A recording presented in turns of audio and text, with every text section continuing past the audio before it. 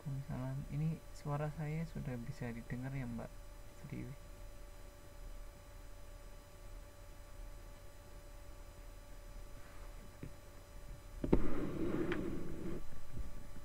Mbak Sri, ini suara saya sudah bisa didengar ya?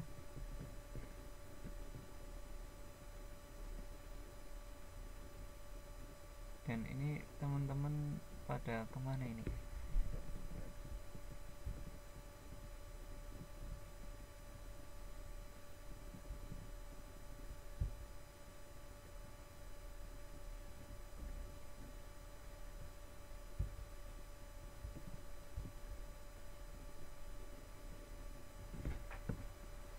Kita tunggu 5 menit lagi.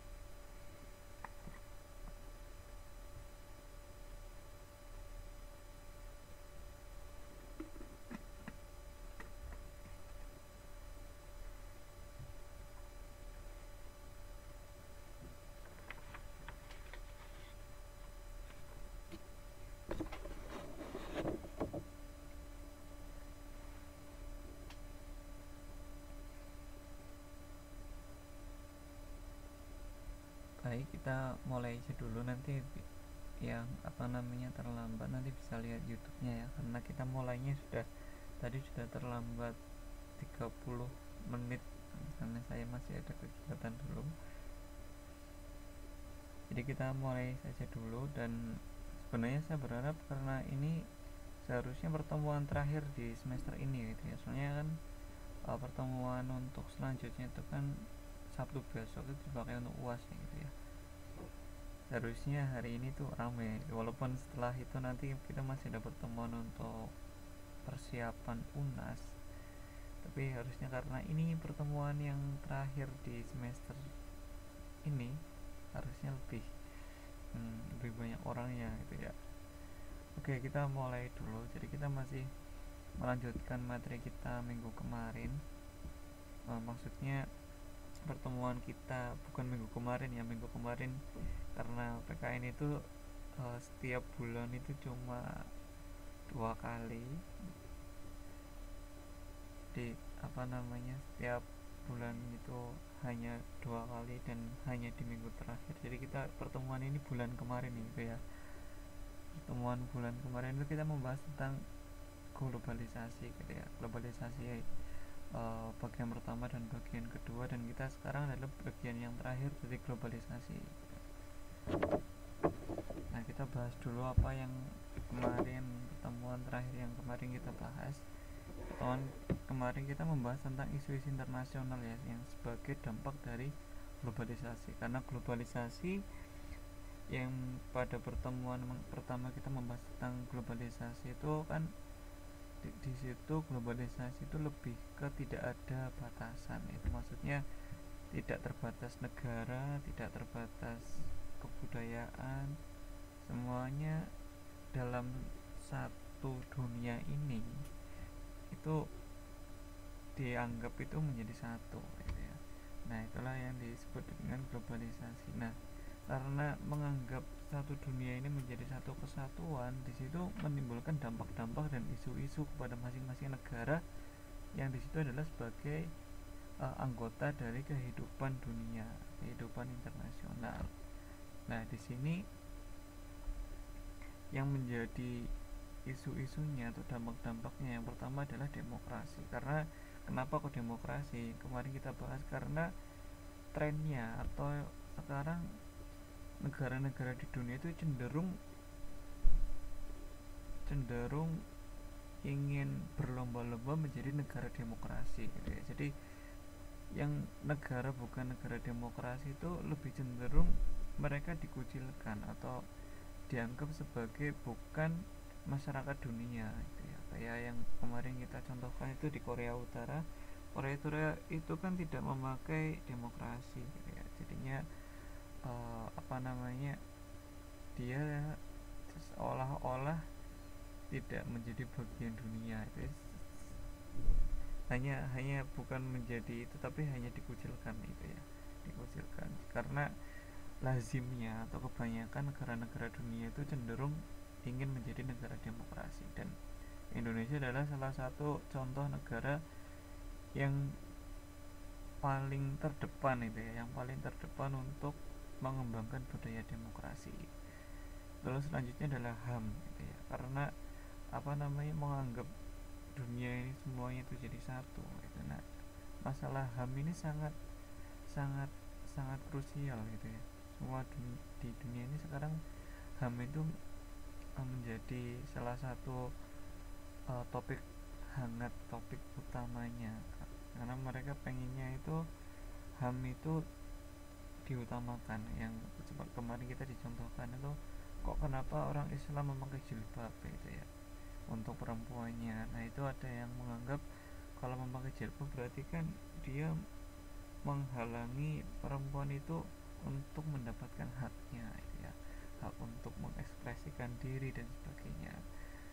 Terus juga karena orang-orangnya semakin pintar, mereka lebih menuntut adanya transparansi gitu ya. Transparansi dari pemerintahnya, transparansi dari kehidupan politiknya dan sebagainya. Dan selanjutnya itu ke lingkungan hidup, karena semakin lama itu banyak lahan dibuka untuk jadi pabrik, banyak lahan dibuka untuk menjadi tempat tinggal, banyak lahan dibuka untuk menjadi wahana-wahana yang lain. Nah, ini kehidupan lingkungan hidupnya atau di situ hutan-hutannya dan sebagainya itu semakin berkurang. Nah, karena trennya atau sekarang orang-orang cenderung ingin kembali ke alam itu ya, back to the nature ini. Nah, itu mereka jadi lebih perhatian kepada lingkungan hidup itu. Sekarang di gedung-gedung itu di bagian atasnya sudah mulai ditanami ditanami pohon-pohonan misalkan, terus hutan-hutan mulai ditanami, terus lingkungan hidup yang di bawah laut, karang-karang mulai ditanam lagi. Nah, terus selanjutnya adalah pluralisme, karena seolah-olah di dunia ini tidak ada batasannya, tidak ada batas negaranya, tidak ada batas budayanya. Nah, orang-orang cenderung mereka lebih menerima itu ya, seperti contohnya kita dari Indonesia ke Taiwan itu ya. Orang-orang Taiwan dengan misalkan budayanya kita, kebanyakan kita orang Islam gitu ya, orang Islam. Nah, di Taiwan itu mereka bukan negara Islam gitu ya. Nah, mereka dengan adanya pluralisme ini mereka juga menerima keadaan kita. Nah, misalkan kita butuh sholat 5 waktu dan sebagainya, walaupun tidak semuanya gitu ya. Kalau di Indonesia kan biasanya jam-jam istirahat itu dicocokkan dengan jam-jam untuk sholat gitu ya. Nah, kalau di sini sebagian masih belum, tetapi mereka apa namanya, sudah mulai ya, sudah mulai menerima kita, walaupun budayanya berbeda, mereka tetap menerima adanya perbedaan ini. Nah, ini salah satu contohnya dari pluralisme. Terus selanjutnya adalah pasar global. Pasar global kemarin yang kita bahas itu banyak sekali perusahaan-perusahaan multinasional itu ya, seperti contohnya Toyota tidak hanya di Jepang aja. Nah, Toyota itu malah mobil-mobil di Indonesia itu banyak yang dari Toyota. Terus motor-motornya itu juga banyak dari negara-negara lain, misalkan dari Honda dan sebagainya. Nah, itu bukan produknya Indonesia, tapi kok banyak sekali di Indonesia. Nah, itu. Nah, karena berarti kan itu termasuk adanya pasar global, itu tidak ada batasan-batasan wilayahnya. Selamat datang yang baru datang ini. Terus selanjutnya kemarin kita juga membahas tentang globalisasi di bidang ekonomi. Jadi contohnya adalah pasar global itu, terus ada investasi global dan sebagainya. Terus ada ideologi itu uh, kemarin contohnya kayak ideologi paling gampang itu agama, itu ya. Agama Islam itu bukan dulunya dari Arab, tapi kok sekarang di Indonesia juga ada, itu kan berarti kan sudah tidak ada batas-batasan negara di situ. Terus bidang politik politik itu termasuk dalam apa namanya, sistem politik yang dipakai, sistem pemerintahan yang dipakai. Nah, itu dari misalkan dulu kerajaan, sekarang jadi republik dan sebagainya, itu banyak.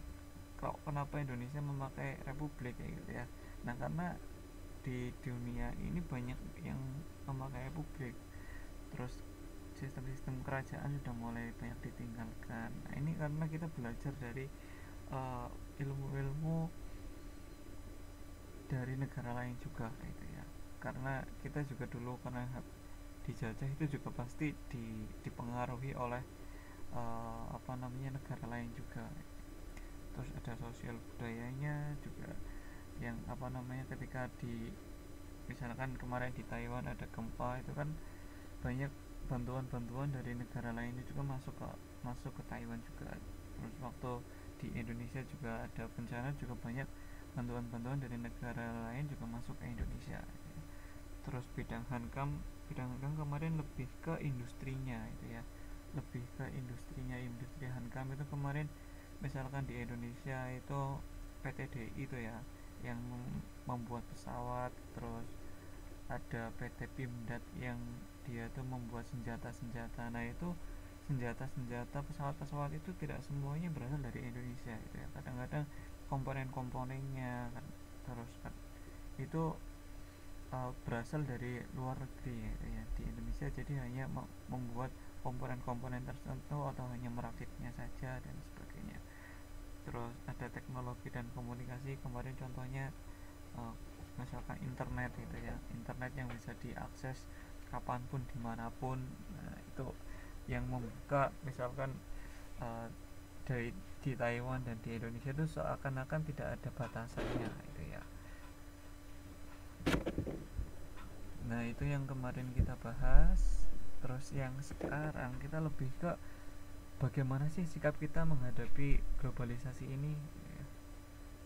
Jadi yang pertama adalah kita harus memiliki wawasan global. Kok kenapa harus memiliki wawasan global? Nah, karena kalau kita tidak memiliki wawasan global itu kita mudah untuk apa namanya, mudah untuk dipengaruhi kayak gitu ya.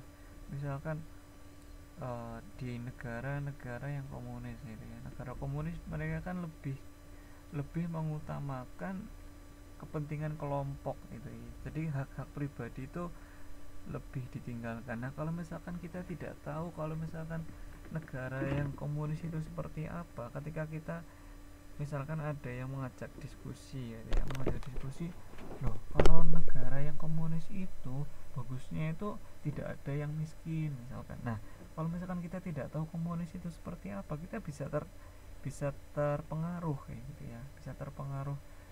Oh ternyata komunis bagus ya. Nah, kalau misalkan kita nggak tahu komunis itu seperti apa, nah ini makanya kita harus tahu, memiliki wawasan global supaya kita itu tidak mudah terpengaruh gitu ya. Yang pertama dalam wawasan itu adalah tentang budayanya.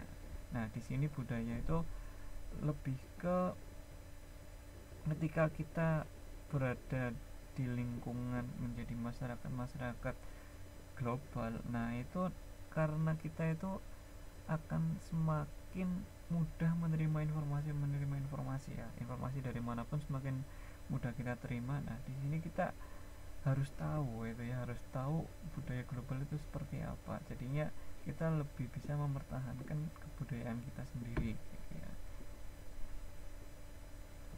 Terus selanjutnya adalah konsep global. Kalau konsep global ini lebih ke permasalahan-permasalahan yang konseptual gitu ya. Konseptual itu misalkan sistem pemerintahan itu konseptual gitu ya. Jadi ya itu adalah konsep-konsep yang misalkan kok kenapa sistem pemerintahan kita nggak dibuat kerajaan aja gitu. Nah, kalau kerajaan kan misalkan kalau ada orang yang ingin mempengaruhi kita gitu ya, ingin mempengaruhi kita menjadi tentang uh, membentuk suatu kerajaan atau misalkan suatu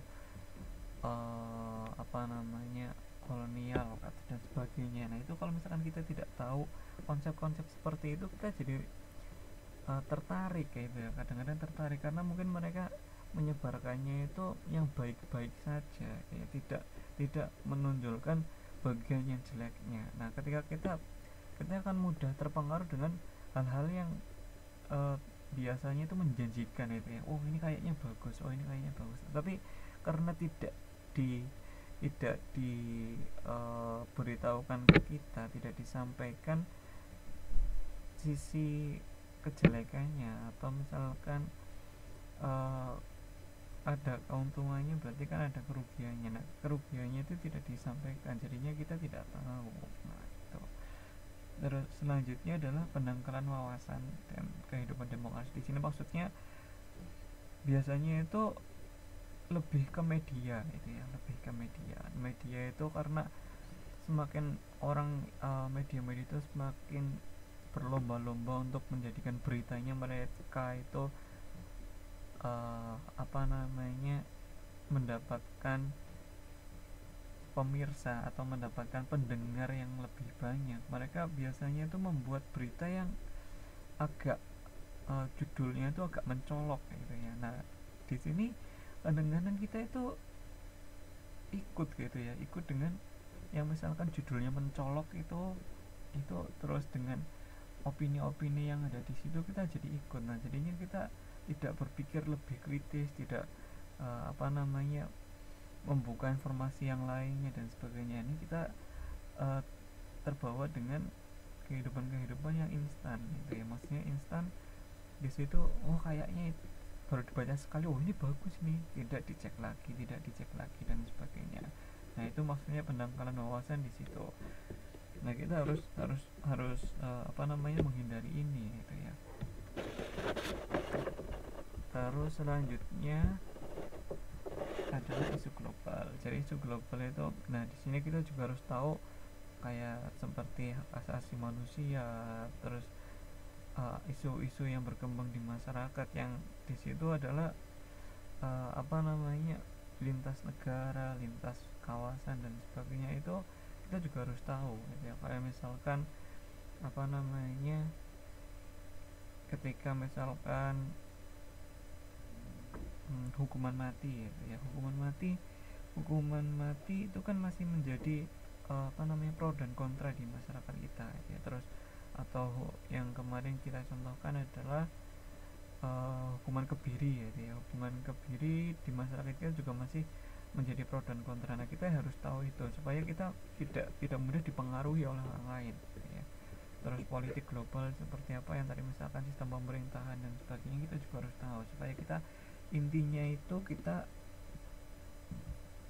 memiliki wawasan global, dan dengan kita punya wawasan itu kita jadi tidak mudah dipengaruhi oleh orang lain gitu ya, tidak mudah di otaknya gitu ya.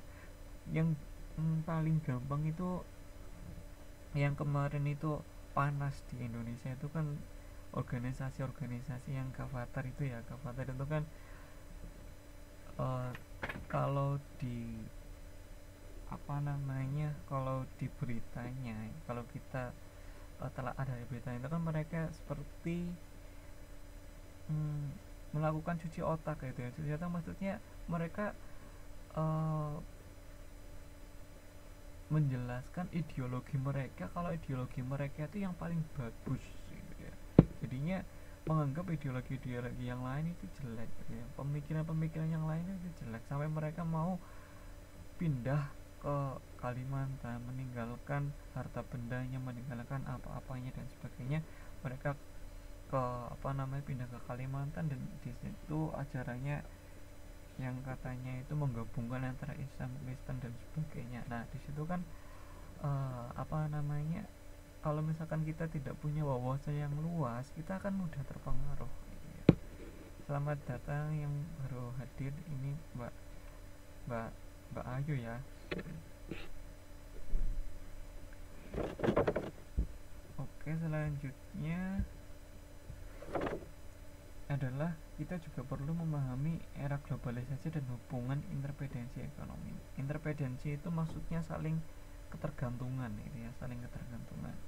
Jadi karena adanya globalisasi ini, semua negara itu menjadi saling ketergantungan. Yang kemarin contohnya Indonesia butuh sapi dari Australia, Indonesia butuh gandum dari Brasil, terus ada yang mereka misalkan Jepang butuh timah dari Indonesia dan sebagainya. Terus negara-negara Eropa yang butuh minyak sawit dari Indonesia. Nah, di situ ada semacam hubungan saling ketergantungan. Nah, di situ kita juga harus tahu hubungan ini gitu ya, untuk biar kita kita siap untuk hidup di masyarakat era globalisasi ini gitu ya. Yang pertama adalah tentang transnasional keuangan. Nah, di sini kita contohkan kemana adalah investasi gitu ya. Investasi kita bisa investasi lintas negara. Itu banyak uang-uang dari luar negeri masuk ke Indonesia di bursa sahamnya Indonesia untuk menanamkan modalnya mereka untuk melakukan kegiatan ekonomi di Indonesia ya. Terus gejala sekuritasi. Maksudnya sekuritasi itu paling gampangnya itu contohnya adalah saham sama obligasi itu. Jadi dengan mengandalkan selembar surat ya, yang secara fisik biasanya itu untuk melakukan kegiatan usaha. Nah, kalau misalkan obligasi itu kan surat utang gitu ya. Surat utangnya pemerintah. Jadi pemerintah itu misalkan mau membangun gedung gitu ya. Dia tuh pemerintah membutuhkan dana misalkan 1 triliun. Nah, pemerintah tidak punya dana itu 1 triliun. Terus pemerintah mengeluarkan namanya surat utang gitu ya. Surat utang di situ isinya misalkan satu lembarnya itu harganya 1 miliar gitu ya. Jadi nanti siapapun yang membeli itu kepada pemerintah, memberi surat obligasi itu ke pemerintah, dia akan menerima keuntungan itu. Misalkan ketika pemerintah mengembalikan utangnya ditambahi dengan kalau di bank itu namanya bunga gitu ya. Jadi ketika mengembalikan uangnya nanti ditambahi gitu ya. Nah, itu kan itu salah satu contohnya seperti itu. Jadi ada saham, ada obligasi, itu contoh dari sekuritas. Jadi sekarang model-modelnya itu apapun perusahaan itu jadi ada sahamnya dan sebagainya. Nah, itu karena cenderungnya ke situ gitu ya. Cenderung ke situ. Semuanya saham gitu ya. Ada bikin perusahaan saham, ada sahamnya. Terus dalam kegiatan produksi ini cenderung globalisasi itu nampak di ketika kita membuat produk-produknya. Nah, jadi produk-produknya itu biasanya tidak hanya dari satu negara. Misalkan mobil di Indonesia atau motor di Indonesia. Di Indonesia sudah bisa merakit mobil, sudah bisa membuat mobil, tapi mesinnya misalkan masih dari Jepang. Terus HP kan sekarang kalau di Indonesia itu untuk yang 4G itu kan harus ada komponen dalam negerinya itu 40% itu kan.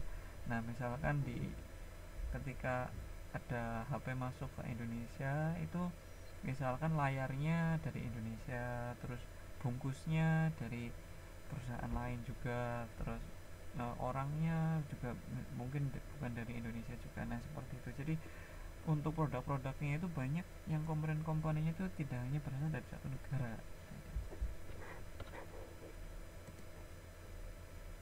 Terus selanjutnya perusahaan multinasional kita juga sudah membahas kemarin. Jadi apa namanya, bahan-bahannya itu ketika misalkan Toyota datang ke Indonesia, jadi yang membuat barang-barangnya, bahan bakunya itu tidak hanya anak perusahaannya Toyota di Indonesia, tetapi banyak dari misalkan banyak dibuat oleh apa namanya, perusahaan dalam negeri, misalkan dibuat oleh Astra atau dibuat oleh yang lainnya gitu. Terus investasinya juga kita bisa investasi transnasional, kita juga sudah membahas ini kemarin gitu ya. Kita bisa investasi, kalau kita punya uang itu misalkan saya ingin investasi di Taiwan, investasi di Cina, atau investasi di Jepang, investasi di Malaysia atau di mana gitu ya. Terus perkembangan teknologi di sini lebih ke ini internet gitu ya, fiber optik itu kabel internet sebenarnya. Jadi kabel internet itu yang dulunya itu hanya kabel, nah sekarang pakai kabel yang kecepatan cahaya gitu ya. Kecepatan cahaya kan kenceng banget itu, maksudnya kecepatannya tinggi gitu. Jadinya internetnya itu uh, kecepatan internetnya itu tinggi gitu ya.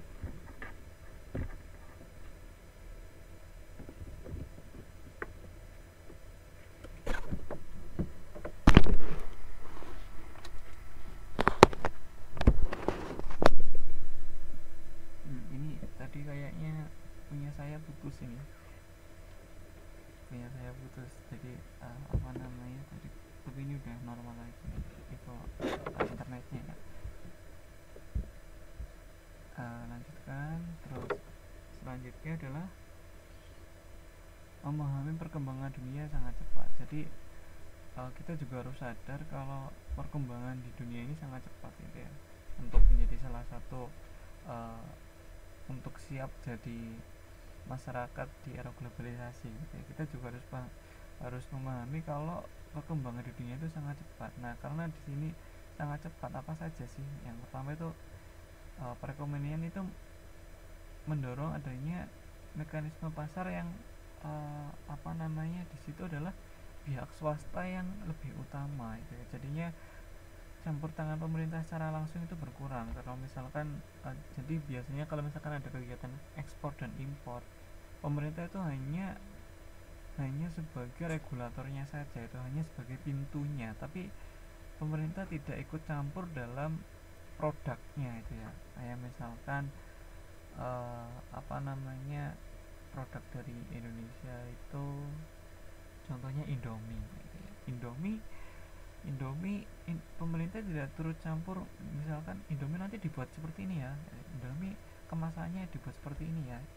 Jadi pemerintah tidak ikut campur. Jadi pemerintah hanya apa namanya, ketika Indomie itu pengen impor ke luar negeri, pemerintah hanya setuju, oh iya saya boleh.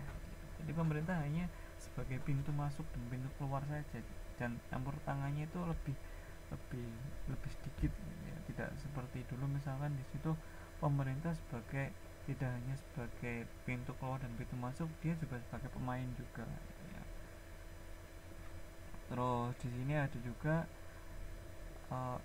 maksudnya di sini pasar tunggal Eropa, maksudnya itu seperti negara-negara itu berkelompok gitu ya. Seperti di Eropa dia punya pasar sendiri yang hanya diikuti oleh bangsa-bangsa Eropa. Terus Indonesia punya ASEAN itu ya, ASEAN yang hanya misalkan diikuti oleh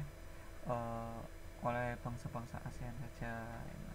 Terus Amerika ini juga mulai terbuka dengan perdagangan internasional itu ya, yang dulunya itu misalkan produk-produk dari luar negeri itu tidak boleh masuk ke Amerika. Nah sekarang sudah mulai terbuka gitu ya, terbuka dengan walaupun tidak semua barang-barang itu bisa mudah masuk ke Amerika, tetapi Amerika sudah mulai memperbolehkan barang-barang dari luar negeri masuk ke Amerika.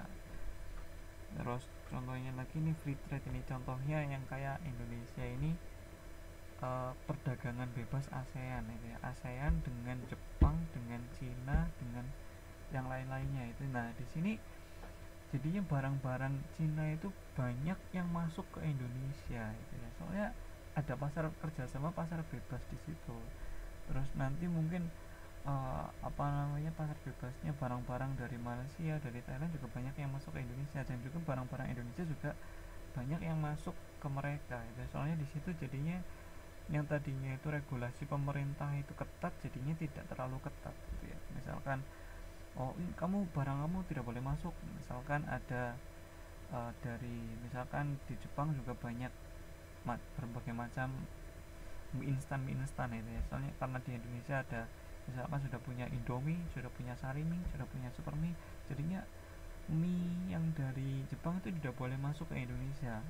Nah itu sekarang karena adanya free trade ini, jadi semua pintu itu dibuka itu ya, semua pintu itu dibuka, jadi perdagangan bebas, semua barang Indonesia bisa masuk ke Jepang, semua barang Jepang juga masuk ke Indonesia ya. Tidak ada semacam apa namanya, kamu tidak boleh ini jualan ini, kamu tidak boleh jualan ini, karena di Indonesia kami sudah banyak dan sebagainya. Itu seperti itu contohnya apa namanya, perdagangan bebas ya. Terus selanjutnya adalah globalisasi untuk pembangunan. Karena adanya globalisasi ini, mau nggak mau itu kehidupan atau proses pembangunan itu sangat dipengaruhi. Jadinya apa namanya, kebijakannya itu kadang-kadang itu juga mempertimbangkan adanya globalisasi gitu ya.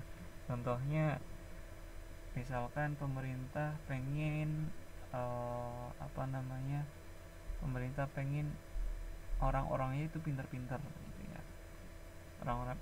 Terus di situ pemerintah menggratiskan untuk SD dan SMP. Nah itu untuk yang di dalam negeri, karena ada pemerintah juga termasuk, Indonesia juga termasuk salah satu masyarakat dunia. Nah di situ Indonesia, pemerintah yang lebih utamanya itu mereka juga menggratiskan atau mereka membiayai juga, misalkan mahasiswa Indonesia yang pengen belajar di luar negeri. Nah itu juga sebagai apa namanya, jadi hasil pendidikan di Indonesia, atau misalkan siswa-siswanya, mahasiswanya itu tidak hanya belajar di dalam negeri ya, jadinya dia juga belajar ke luar negeri, dia tahu di luar negeri itu seperti apa, dan juga bisa akhirnya bisa bersaing dengan apa namanya, masyarakat dalam era globalisasi ini. Nah yang pertama, bagaimana cara memanfaatkan globalisasi untuk pembangunan adalah tentang tadi ya, penyesuaian kebijakan ekonomi. Jadi apa namanya, di Indonesia itu karena dia sebagai salah satu masyarakat ekonomi dunia, jadi kita harus benar-benar menjaga ekonomi kita gitu ya, produk-produk dalam negerinya. Jadi kalau misalkan produk-produk dalam negeri itu tidak bisa bersaing, nah itu nanti bisa barang-barang dari luar negeri, misalkan dari Cina itu masuk ke Indonesia semua itu ya. Misalkan yang dulunya itu misalkan HP itu yang di Indonesia itu hanya misalkan sampai 2 juta, misalkan dengan barang-barangnya dari Cina itu yang hanya dijual misalkan cuma 500.000. Nah di sini kan bisa mengganggu perekonomian Indonesia itu ya, jadinya mereka banting harga, mereka tidak bisa apa namanya, tidak bisa bersaing, mereka memecat atau jadi banyak karyawan yang di PHK karena tidak sanggup membayar gajinya mereka dan sebagainya. Nah itu kita bisa apa namanya, kalau kita tidak menjaga kestabilan ekonomi dalam negeri, nah itu kita bisa terpengaruh dengan budaya-budaya global, maksudnya ekonomi global. Ketika misalkan di Amerika itu kemarin menaikkan suku bunga, nilai rupiah kita jadi ikut turun misalkan dan sebagainya. Jadi itu karena kita belum cukup kuat untuk sebagai masyarakat ekonomi global gitu ya, menghadapi mereka yang sebagai raksasanya ekonomi. Terus ada setelah itu, bagaimana cara memanfaatkan globalisasi untuk pembangunan, ini adalah tentang bagaimana kita menyesuaikan pengembangan institusi gitu. Ya di sini adalah uh, lebih khususnya pemerintahnya gitu ya. Di sini lebih ke bagaimana masyarakat melayani pemerintah itu melayani masyarakat gitu ya. Ini masyarakat maksudnya masyarakat melayani diri sendiri, di situ maksudnya dengan juga pemerintah sebagai fasilitator itu ya. Jadi tidak bukan hanya masyarakat untuk masyarakat, tetapi di situ ada pemerintah yang sebagai fasilitator, sebagai yang membimbing, sebagai yang memberikan fasilitas. Terus selanjutnya kegiatan pemerintah, nah ini tidak hanya sebagai pelaksana tetapi juga sebagai menjadi pembimbing gitu ya. Bagaimana misalkan di situ pemerintah misalkan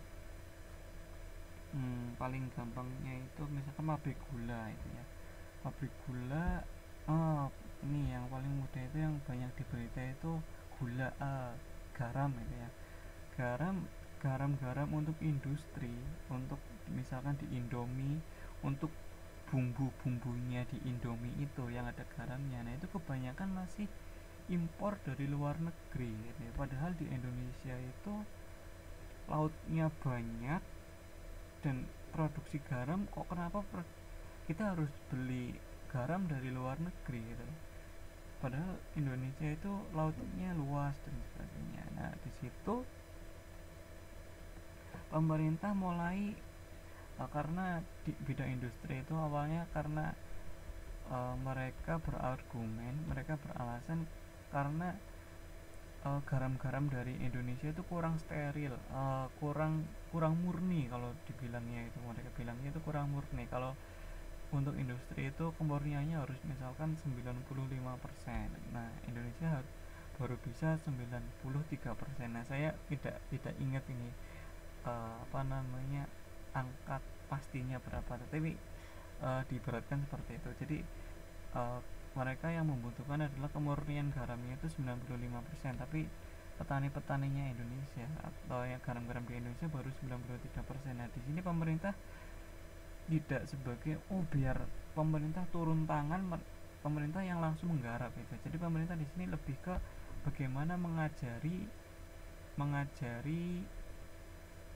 para yang membuat garam dalam negeri ini supaya bisa membuat garam yang dengan kemurnian 95%. Jadi mengajari gitu ya, memberikan bantuan, membelikan alat. Jadi pemerintah bukan sebagai pelaksana lagi. Di situ misalkan pemerintah sebagai mendirikan perusahaan dan sebagainya. Pemerintah tidak seperti itu gitu ya.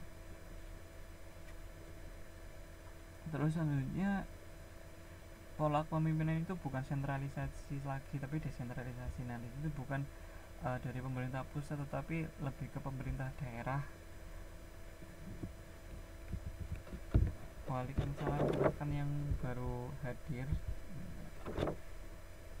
Nah ini nggak apa-apa nih, tadi saya juga telat 30 menit itu ya, diundur 30 menit. Tapi nanti saya usahakan ini selesainya tepat waktu, tapi kayaknya nggak bisa tepat waktu ini. Maksudnya tepat waktunya jam setengah 10, kita tetap mundur setengah jam lagi nih. Oke, jadi bukan terpusat ke pemerintah pusat, tetapi lebih ke pemerintah daerah itu ya. Sekarang ada yang namanya otonomi daerah itu ya. Otonomi daerah, jadi pemerintah daerah lebih mengurusi daerahnya sendiri, tidak bergantung ke pusat. Terus sifat pemerintah itu lebih ke preventif itu sebelum terjadi gitu ya. Jadi tidak represif kan setelah terjadi baru ditangani gitu. Nah sekarang pemerintah lebih harus ke bagaimana kita mencegah terjadi gitu ya. Misalkan krisis ekonomi ya, barang-barang naik semua. Nah pemerintah harusnya lebih ke bagaimana mencegah supaya tidak terjadi krisis ekonomi, daripada pemerintah itu bagaimana menangani krisis ekonomi. Nah sekarang pemerintah harus mulai berubah ke arah itu. Terus kita juga harus melihat ketika pembangunan itu jangka panjang bukan jangka pendek gitu ya. Yang kemarin yang sebagai contohnya itu paling gampangnya itu ketika pembentukan pembuatan kereta api gitu ya. Kalau sebagai dari segi ekonomi, membangun rel kereta api di luar Jawa itu tidak menguntungkan, ya, tidak menguntungkan secara ekonomi. Tetapi pemerintah itu melihat ini bukan hanya ekonomi yang dilihat, itu untuk jangka panjangnya ini pasti akan lebih berguna, ya, ketika di situ sarana prasarananya itu lebih lengkap. Terus kemarin juga ada yang kereta cepat Jakarta Bandung itu kan banyak juga yang menentang. Nah itu pemerintah beralasan uh, kalau sekarang mungkin banyak yang menentang, tetapi nanti itu akan menjadi suatu kebanggaan tersendiri oleh bangsa Indonesia. Misal kemarin pemerintah memberikan contohnya seperti Taman Mini, gitu ya, Taman Mini Indonesia Indah.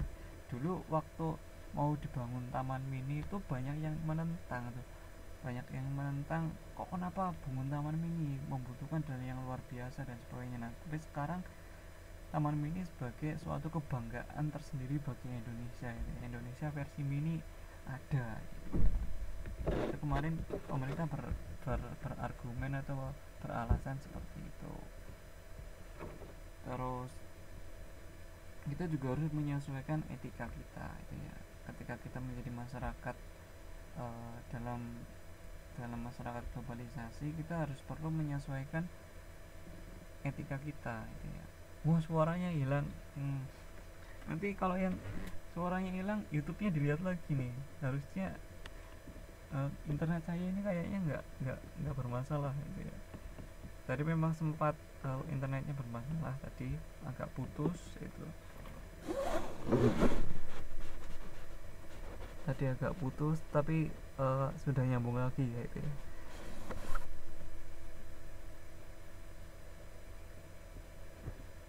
Nah ini ada suaranya. Nah ini di sini penyesuaian etika. Jadi ketika kita menjadi masyarakat dunia, kita harus menyesuaikan etika kita, gitu ya. Yang pertama adalah HAM, gitu ya. Kita harus menghormati negara-negara lain, gitu ya. Misalkan kita di Taiwan, gitu ya. Di Taiwan orang-orangnya tidak sholat, gitu ya. Tapi oke, saya besarkan lagi. Ini kayaknya saya tadi udah besar ini. Oke, ini nggak tahu ya, sudah suaranya sudah. Oh mungkin Mbak Ayu ini yang volumenya lebih dibesarkan ini. Oke, ini kita kembali ke ini materinya kita mengenai HAM ini ya. Jadi ketika kita misalkan di mendayu-dayu bikin ngeliyep ini memang udaranya agak dingin juga, gitu ya. Ini mungkin harus butuh kopi nih atau apa, gitu ya.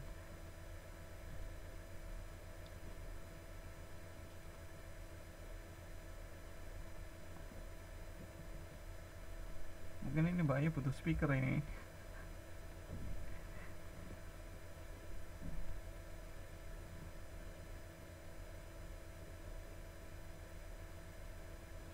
Oke, kita lanjutkan lagi.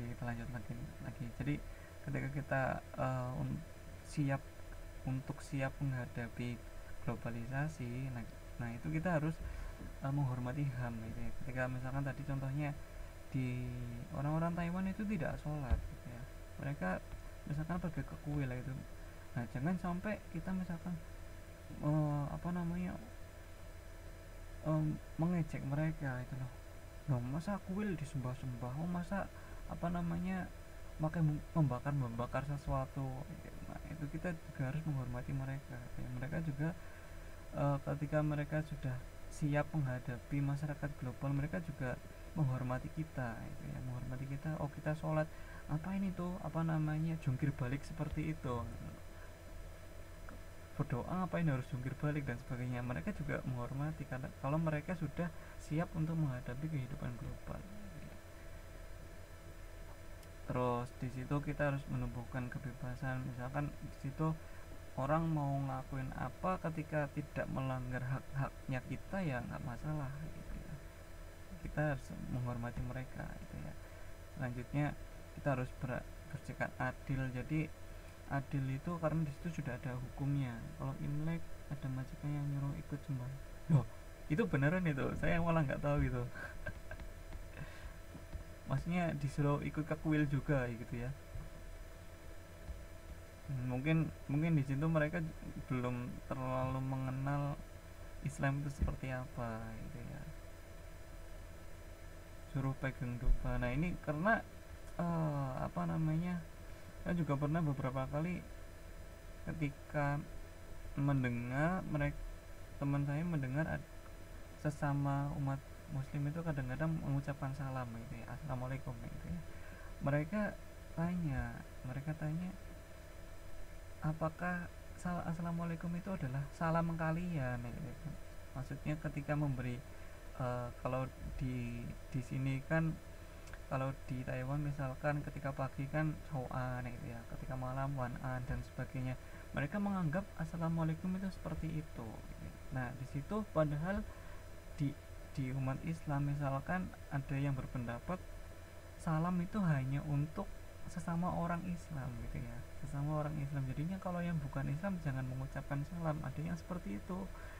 Nah karena mereka itu tidak tahu kalau misalkan salam hanya orang-orang Islam, jadi mereka juga kadang-kadang ketika bertemu kita mereka mengucapkan salam. Nah terus yang bingung itu orang Islamnya. Nah ini yang mengucapkan salam itu bukan orang Islam, terus kita harus jawab atau enggak. Kalau dijawab nanti bingung, misalkan loh ini nggak boleh ini, kalau nggak dijawab misalkan kita menyinggung perasaannya mereka, loh kok kenapa salam saya nggak dijawab dan sebagainya. Nah itu karena di situ adanya ketidaktahuan. Nah adanya ketidaktahuan ini kita juga harus arif gitu ya, harus arif harus arif harus arif menyikapinya gitu ya. Kalau misalkan ini disuruh ke ikut-ikutan ke kuil gitu ya, ya kita juga harus arif menanggapinya gitu ya.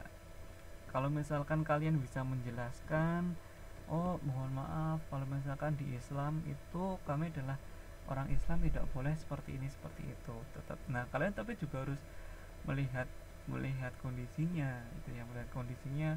Kalau misalkan kalian seperti itu malah itu menimbulkan misalkan kebencian, misalkan oh ini ternyata orang Islam itu mereka nggak menghargai kita ya. Nah itu kalau misalkan kemungkinannya itu seperti itu, kita mending lebih menghormati gitu ya, menghormati mereka. Walaupun kita ke kuil kita pegang dupa ya kita nggak ngapa-ngapain ya, itu loh, kita hanya menghormati gitu. Memang ketika kita menjelaskan ke mereka, dampaknya itu akan lebih mereka jadi membenci Islam dan sebagainya, atau mungkin kalian malah jadi dilarang sholat dan sebagainya. Nah itu kan lebih lebih dampaknya lebih besar gitu ya. Jadi kita harus yang bersikap arif gitu, yang bersikap arif menghadapinya gitu. Karena mereka ketidaktahuan mereka. Nah ketika kita sudah siap dengan sikap-sikap seperti ini, kita bisa mau tinggal dimanapun kita bisa gitu ya. Kita sudah ikut dalam masyarakat globalisasi, kita harus bisa menghormati mereka, mereka menghormati kita dan sebagainya.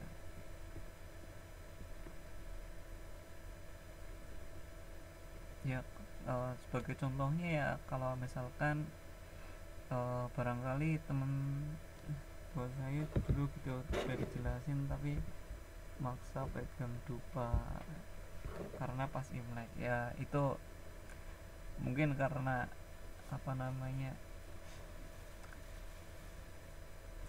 mereka lebih kebudayaan itu ya. Karena saya juga pernah diceritakan Imlek itu seperti apa itu ya, kok kenapa di situ ada tarian naga dan sebagainya, terus orang-orang kebanyakan pulang kampung dan sebagainya, karena di situ kan ada filosofinya gitu ya.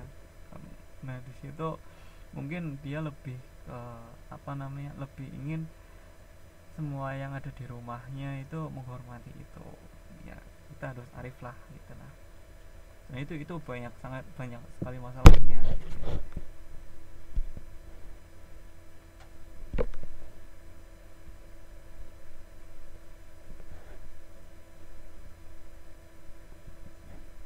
Oke, kita kita kembali lagi, katanya buat keselamatan semua penghuni nama, ya seperti itu. Jadi kalau tidak salah mungkin kalian udah pada dengar gitu ya, yang kenapa ada barongsai gitu ya, ada tarian barongsai seperti itu. Kalau tidak salah kayak guru bahasa Mandarin saya pernah menceritakan, karena waktu tahun baru itu banyak monster yang keluar gitu ya, banyak monster yang keluar. Nah di situ monster itu memangsa manusia itu ya, memangsa manusia. Kayaknya udah pada denger ini. Nah di situ apa namanya, makanya ketika tahun baru itu orang-orang sepi semua itu ya. Oh bukan, bukan yang itu, apa harian itu beda sendiri ya. Nah di sini apa namanya, banyak monster, banyak yang mau makan manusia, jadinya orang-orang dia sarankan itu ke rumah itu ya, yang mereka apa namanya, berpergian kemana-mana, misalkan kerja di mana, mereka disarankan berkumpul dengan keluarga mereka ke rumah, dan jangan keluar rumah. Itu ada yang bilang malah jangan keramas dan jangan sebagainya. Nah itu jangan mandi, terus jangan lupa bersihkan selokan dan sebagainya. Nah ketika tahun baru itu jangan kemana-mana, itu tetap di rumah. Nah setelah itu, setelah tahun baru, mereka mengucapkan oh selamat kalian masih hidup gitu. Oh selamat kalian masih hidup dengan mengucapkan gongsi gongsi gongsi gongsi. Nah itu kalau saya nggak salah menangkap dari ceritanya guru bahasa Mandarinnya saya itu seperti itu gitu ya. Jadi jangan keluar gitu ya. Nanti ketika tahun baru selesai, nah itu sesama misalkan dengan tetangganya, ketika bertemu, oh ternyata kamu gak dimakan monster ya, terus mereka mengucapkan gongsi gongsi. Kalau hari hantu memang ada sendiri itu, ada festivalnya juga ini. Nah itu sekilas tentang bagaimana kita menghormati gitu ya. Kayak seperti contohnya lagi itu, ketika misalkan ada teman-teman kita, beberapa teman kita yang dia itu seperti semacam mengenalkan Islam ya, mengenalkan Islam dengan apa namanya, menyediakan misalkan tempat foto untuk, misalkan kalau kalian berjilbab itu wajah kalian jadi seperti apa sih. Nah itu kan mereka mengenalkan Islam gitu ya. Ya sama sama seperti itu gitu ya, yang mungkin yang beragama beda dengan kita mengenalkan agamanya untuk supaya kita ikut agamanya mereka, kita juga mengenalkan agama kita ke orang lain supaya orang lain itu ikut ke agama kita. Nah itu seperti itu contohnya. Terus kita juga harus menghormati toleransi gitu ya, harus punya toleransi, terus menimbulkan solidaritas sosial di sini. Misalkan apa namanya, kemarin di Taiwan baru ada gempa ya, kita tidak hanya sekedar oh gempa ya, oh ternyata di tempatku nggak ada apa-apa nih gitu. Nah kita juga kalau bisa ya ikut membantu, walaupun di situ beda beda beda agama, beda kepercayaan, beda ras dan sebagainya.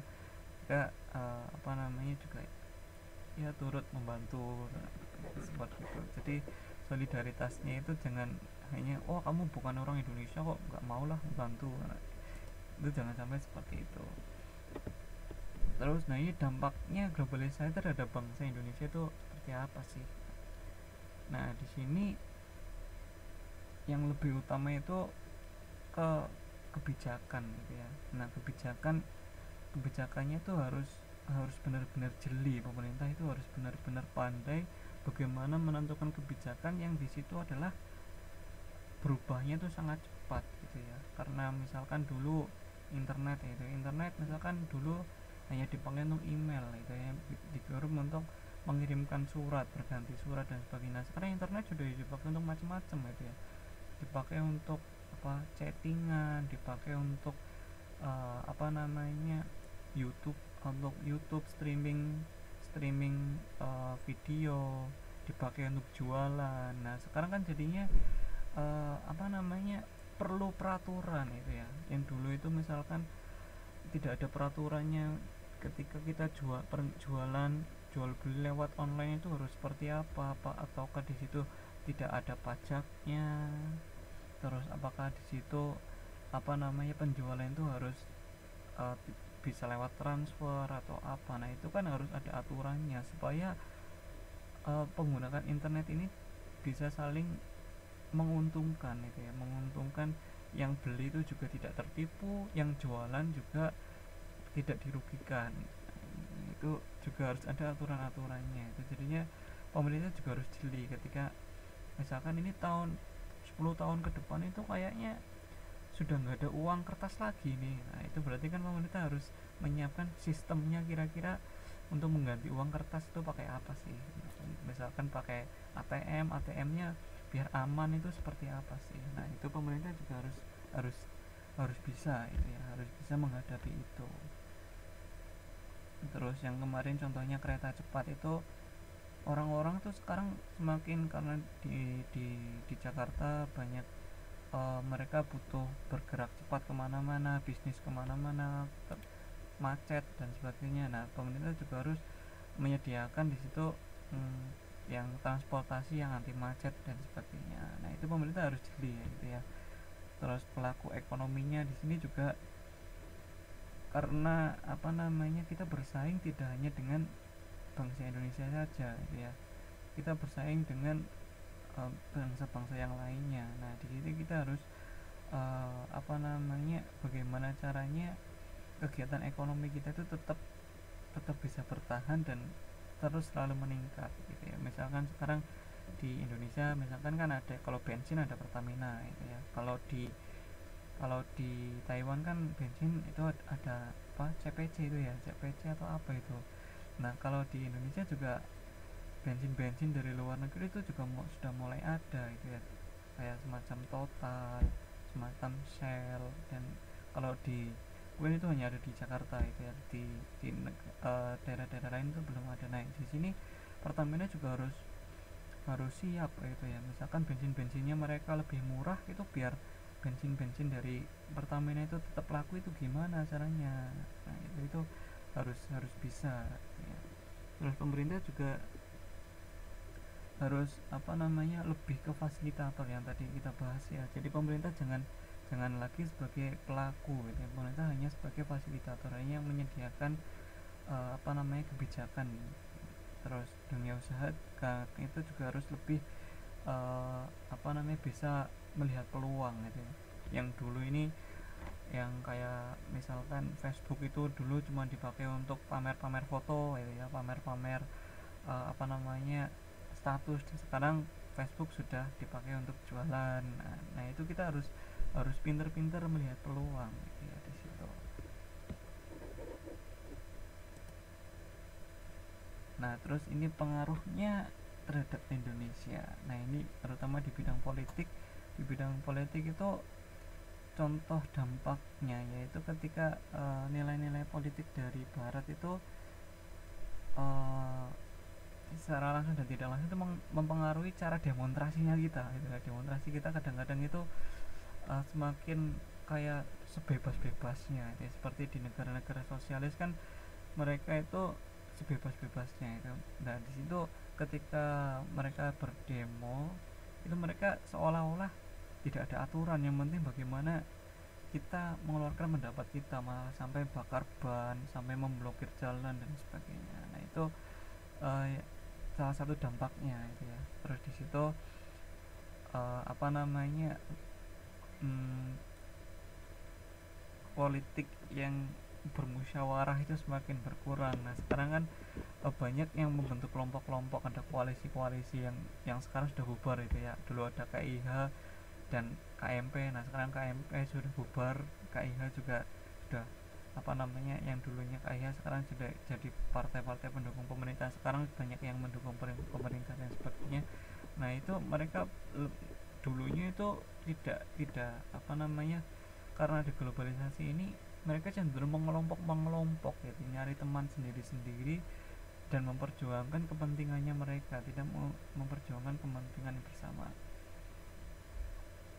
Nah ini yang poin ketiga ini hampir sama. Terus poin yang keempat ini dari masyarakatnya yang semakin pinter, lebih menuntut ke transparansi itu. Ini yang dananya pemerintah itu dipakai buat apa saja sih. Nah itu, nah ini pemerintah itu semakin masyarakatnya itu semakin pintar gitu ya, semakin semakin melihat kinerja pemerintahnya ini pemerintah benar-benar bisa memimpin atau enggak sih. Nah, biasanya karena semakin pintar mereka semakin cenderung ke perhatian itu, maksudnya mereka jadi memperhatikan ini pemerintah benar-benar bisa atau enggak sih gitu.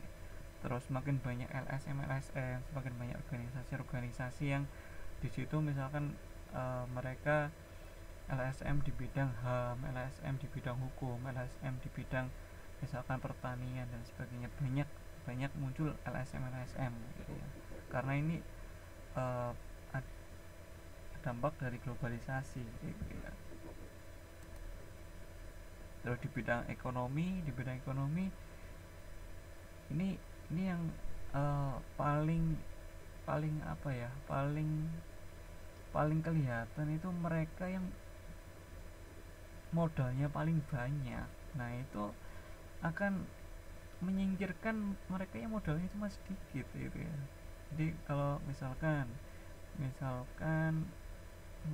paling gampangnya itu, nah ini paling gampangnya itu kayak minimarket gitu ya, minimarket atau paling gampangnya ya Alfamart, Indomaret gitu ya. Mereka modalnya gampang dan dengan mudah, dengan cepat mereka sudah tersebar di seluruh kecamatan di Indonesia gitu ya. Jadinya ketika mereka yang punya modal sedikit hanya bisa buka toko kecil, mereka jadi tidak bisa bersaing dengan toko-toko yang seperti itu gitu ya, karena modalnya cuma sedikit.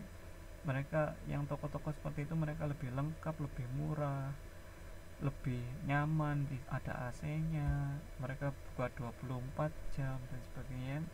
Yang warung-warung kecil-kecil mereka jadi susah untuk berkembang. Nah, ini yang paling paling mudah contohnya.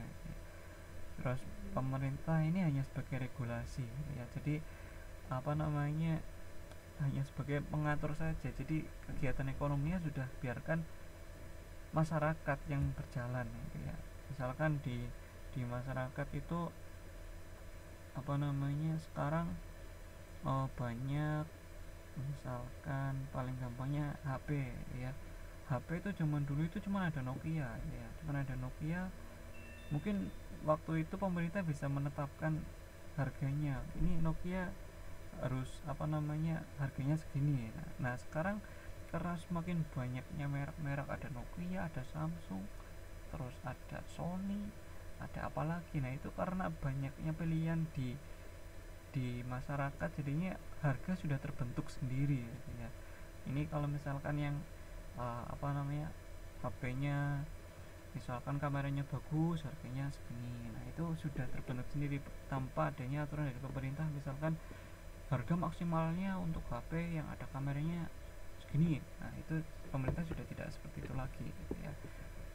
Kalau sektor-sektor ekonomi itu yang diberi subsidi itu semakin berkurang ya. Yang dulu itu misalkan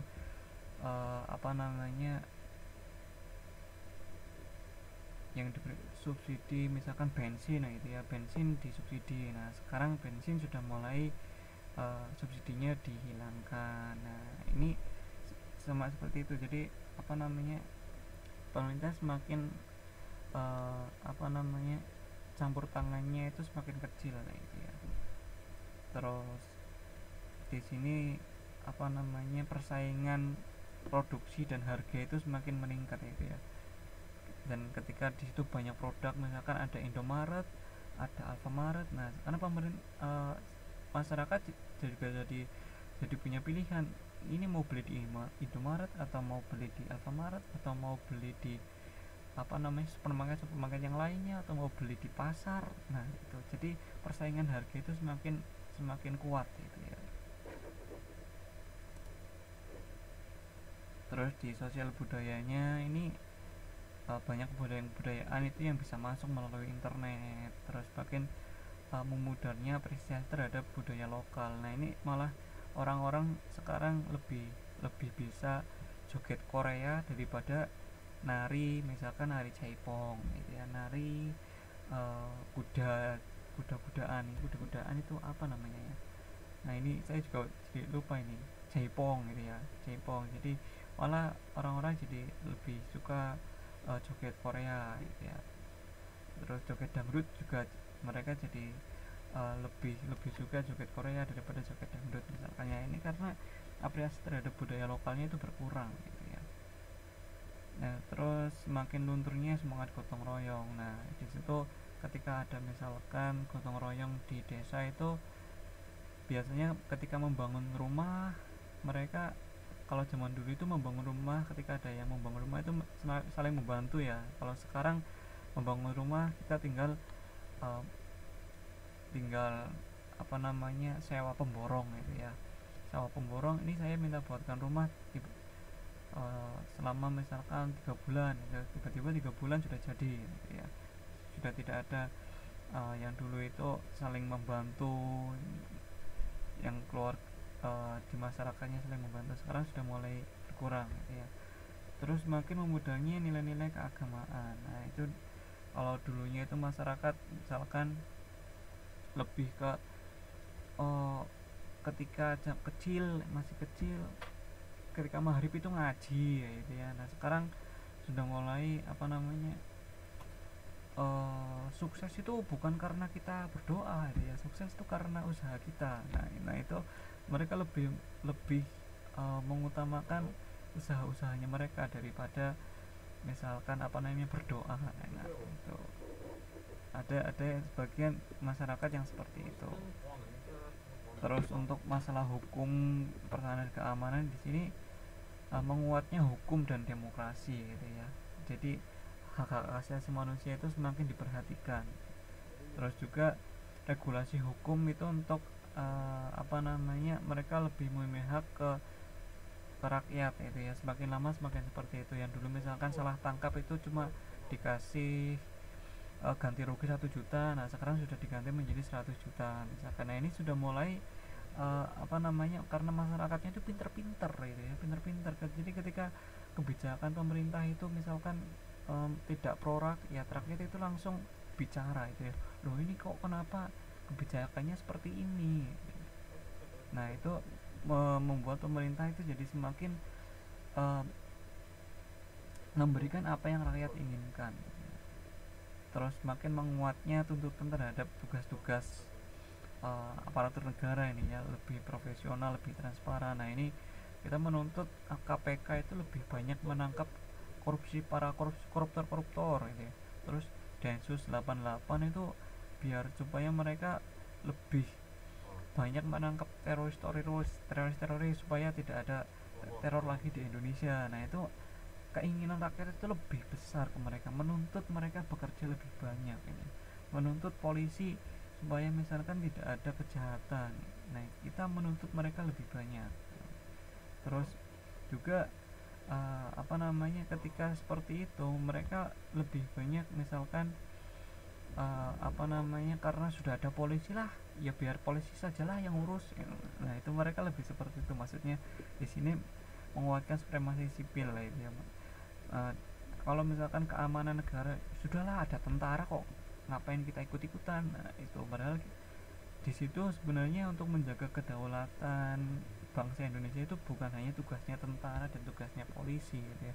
Itu tugasnya kita semua. Tapi karena sudah ada polisi dan sudah ada tentara, kita karena adanya pengaruh globalisasi ini ya biarkanlah polisi saja yang ngurus, biarkanlah tentara saja yang ngurus, tanpa kita ya campur tangan ya. Itu salah satu contohnya dari pengaruh globalisasi juga itu. Dan juga di sini peran masyarakat menjaga keamanan di sini semakin berkurang ya, karena di situ sudah ada pihak tentara dan pihak polisi di situ. Itu contohnya dampak-dampak globalisasi terhadap hukum, pertahanan, dan keamanan. Nah ini adalah slide terakhir kita, dan selanjutnya untuk minggu depan, bukan minggu depan ya, Sabtu besok itu adalah UAS kita. UAS kita jangan lupa belajar lagi, dan apa namanya, semoga sukses gitu ya buat di UASnya gitu ya. Dan jangan lupa yang belum mengerjakan tugas-tugas, jangan lupa itu ya, kumpulkan tugasnya. Nanti sebelum insya Allah sebelum UAS nanti juga akan saya informasikan siapa-siapa saja yang belum mengerjakan tugas gitu ya. Nanti dan ini kayaknya nggak ada liburan, nggak ada apa-apa, kita langsung fokus setelah ini langsung fokus ke itu ya, latihan untuk UNAS itu ya. Nah ini saya nggak tahu, ini saya nggak tahu jadwalnya itu kapan dan mau dimulainya itu kapan, karena setelah ini kan kalian April ya kalau tidak salah, tanggal minggu-minggu terakhir April itu tanggal berapa saya lupa, UAN itu ya, UNAS ya. Jadinya kita harus mempersiapkan diri supaya apa yang dipelajari selama 3 tahun ini bisa bermanfaat buat kita gitu ya. Jadinya nilai kalian juga bagus dan kalian lulus dengan nilai-nilai yang memuaskan. Nah itu jadi nanti ada, kalau bisa ketika latihan-latihan UNAS itu lebih semangat gitu ya. Ini sampai di sini ada yang perlu ditanyakan? Kalau tidak ada yang ditanyakan, ini saya memakai waktu kalian 15 menit ini ya. Tadi karena saya telat 30 menit, jadi saya ini memakai waktu kalian 30 menit.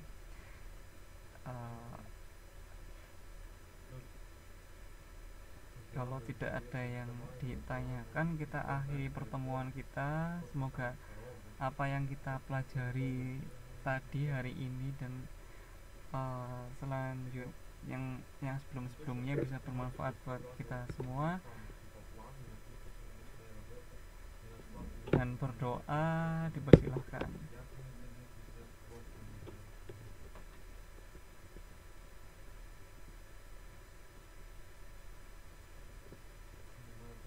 Berdoa selesai, jangan lupa kita ada UAS Sabtu besok.